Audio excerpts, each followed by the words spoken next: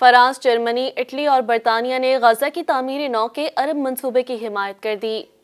France, Germany, Italy اور برطانیہ کے وزراء خارجہ نے کہا کہ وہ غزہ کی تعمیر نو کے لیے عرب ممالک کی حمایت یافتہ منصوبے کی حمایت کرتے ہیں، جس پر $53 ارب لاگت آئے گی اور اس کی تحت فلسطینیوں کو بے گھر نہیں کیا جائے گا۔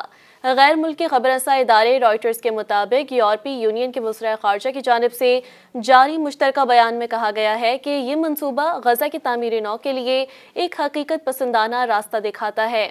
اگر اس پر عمل درآمد ہو جاتا ہے تو غزہ میں رہنے والے فلسطینیوں کے تباہ کن حالات میں بہت بہتری آئے گی۔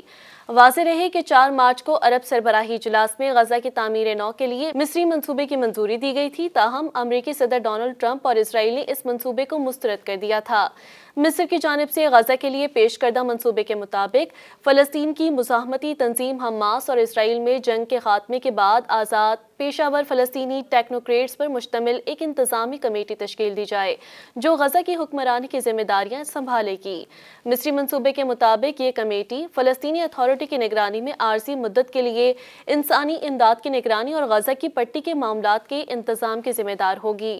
بیان میں مزید کہا گیا ہے کہ حماس کو نہ تو غزہ پر حکومت کرنی چاہیے اور نہ ہی اسرائیل کے لیے خطرہ بننا چاہیے، جبکہ فرانس، جرمنی، اٹلی اور برطانیہ فلسطینی اتھارٹی کے مرکزی کردار اور اس کے اصلاحاتی ایجنڈے کے نفاذ کی حمایت کرتے ہیں۔ واضح رہے کہ عرب ممالک نے غزہ کی پٹی پر کنٹرول حاصل کرنے اور فلسطینیوں کی جبری ہجرت سے متعلق امریکی صدر ڈونلڈ ٹرمپ کا منصوبہ مسترد کر دیا تھا۔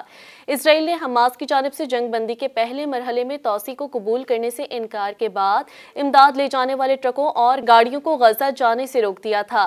حماس نے اسرائیل کی جانب سے جنگ بندی کے پہلے مرحلے میں توسیع کی اسرائیلی تجویز کو مسترد کرتے ہوئے کہا کہ اسرائیل پہلے مرحلے میں توسیع کرا کر جنگ چھیڑنے کا امکان کھلا رکھنا چاہتا ہے۔